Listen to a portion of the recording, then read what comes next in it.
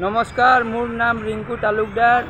মই এতিয়া আহি উপস্থিত হৈছোঁ অসম প্ৰদেশ কংগ্ৰেছ কমিটি ৰাজীৱ ভৱন।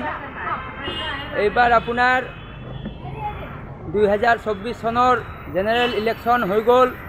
এই জেনেৰেল ইলেকশ্যনত আপোনাৰ ৰিজাল্ট দি দিলে। ৰিজাল্টটো মই চালোঁ। ৰিজাল্টটো চাই দেখিলোঁ অসমত মানে কিমান মানুহ আছে।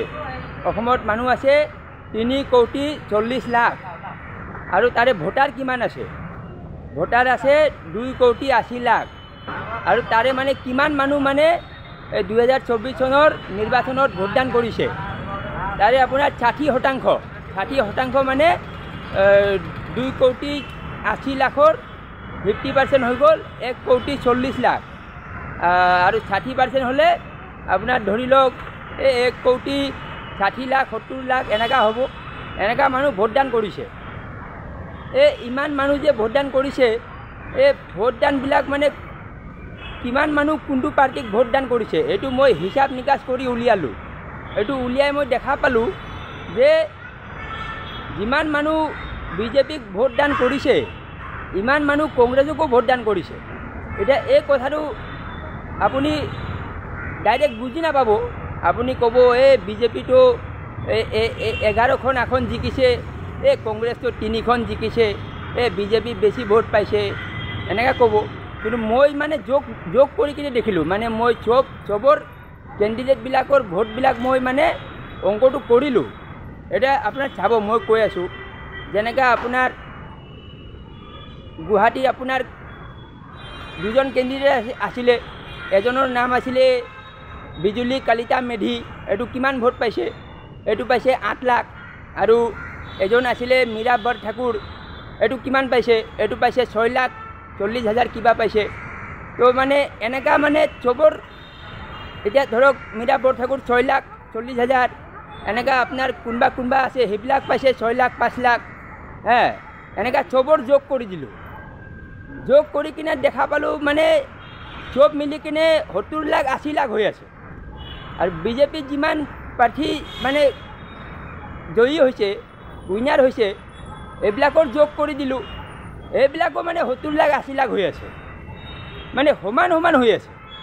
এইটো সমান কেনেকুৱা হ'ল মই কৈ আছোঁ। এইটো চাব, এতিয়া এটা ধুবুৰী এটা সমষ্টি আছে, ধুবুৰী। এই ধুবুৰীত মানে ৰকিবুল হুছেইন এই প্ৰাৰ্থীজন আপোনাৰ ভোট পাইছে 14 লাখ ভোট পাইছে। তো মানে 10 লাখ ভোট বেছি পাই গৈছে। যিজন মানে আজমল আছে, আজমল পাইছে 4 লাখ, এইটো পাইছে 14 লাখ। তো 10 লাখ বেছি হৈ গ'ল। 10 লাখ বেছি হোৱাৰ লগে লগে যেতিয়া আপোনাৰ মীৰা বৰঠাকুৰ 2 লাখ ভোট কম পাইছে আৰু কোনোবা 1 লাখ 2 লাখ কম পাইছে, এই কমবিলাক মানে ৰকিবুল হুছেইন অকলে মানে মেনেজ কৰি দিছে, অকলেই 10 লাখ পাই গৈছে।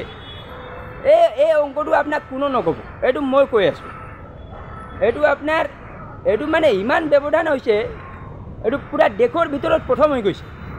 যেনেকৈ নৰেন্দ্ৰ দামোদৰ মোদী আছে, এইটো পাইছে 1.5 লাখ, এইটো পাইছে 10 লাখ ৰকিবুল হুছেইন। ক'ত 1.5 লাখ, ক'ত 10 লাখ? তো এনেকুৱা মানে অংকটো মই কৰিছোঁ।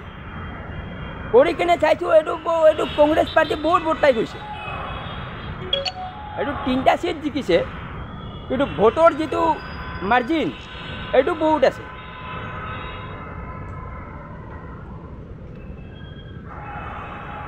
এইটো আপুনি নিজে যোগ কৰি চালে নিজে বুজি পাব। এইটো আপুনি 14 লাখ 8 লাখ 10 লাখ 5 লাখ 6 লাখ চবৰ যোগ কৰি দিয়ক। আৰু ইফালে বিজেপিৰ যিমান 5 লাখ 6 লাখ 10 লাখ আছে যোগ কৰি দিয়ক। এইটো আপুনি নিজে ওলাই ল'ব পাৰিব, মই ক'বই নালাগে। তথাপি মই কৈ আছোঁ কিয়, মই ভিডিঅ' বনাই আছোঁ, কণ্টেণ্ট ক্ৰিয়েট কৰিব লাগে কাৰণে বনাই আছোঁ। আৰু এটা অসমত ঘটনা হৈছে, এইটো হ'ল আপোনাৰ ডিব্ৰুগড় জেলত এজন মানুহ আছিলে, তাৰ নাম আছিলে অমৃতপাল সিং। এই জেলৰ ভিতৰত সোমাই আছে। জেলৰ ভিতৰৰ পৰা আহি মানে ইলেকশ্যন খেলি দিছে পাঞ্জাৱত। এই যে জিকি গৈছে এই জেলৰ পৰা, এইটো এটা ঘটনা হৈছে। এনেকা এইবাৰ ইলেকশ্যনত বহুত কিবা ঘটনা হৈছে। যেনেকৈ বিজেপি 240ত ৰখি গৈছে, এইটো এটা ঘটনা হৈ গৈছে। এতিয়া আপোনাৰ মোদী কৈছে কি, এতিয়া মানে আগত মোদী কৈ আছিলে জয় শ্ৰী ৰাম, এইটো এইবাৰ জয় শ্ৰী ৰাম কোৱা নাই, এইবাৰ কৈছে জয় জগন্নাথন। जय जगन्नाथन हो गल तो राम कत गल राम मरि गल एटा जगन्नाथन आहि गल जेनेका उड़ीसात आपनार जिकिसे कारण जगन्नाथन हो गल एटा जेतु अयोध्या राम जन्मभूमि आछे उत्तर प्रदेश एटु समष्टि आछे फैजाबाद एटु समष्टि हारि गइसे एकाने राम मरि गल एकाने जय जगन्नाथन কৈ दिছে तो एनेका कथा आपुनि अहा दिनत आरु पाइ থাকিব एटा आजमल कोनो कथा कब নোৱাৰিব एटा आजमल सीएम হ'ব নোৱাৰিব तो এইকাৰণে মানে এতিয়া মানে এটা পলিটিক্সটো মানে ভাল হ'ব এতিয়া পলিটিক্সটো ইন্টারেস্টিং হ'ব ঠিক আছে मोर भिडिओ लाइक करक कमेंट करक शेयर करक धन्यवाद।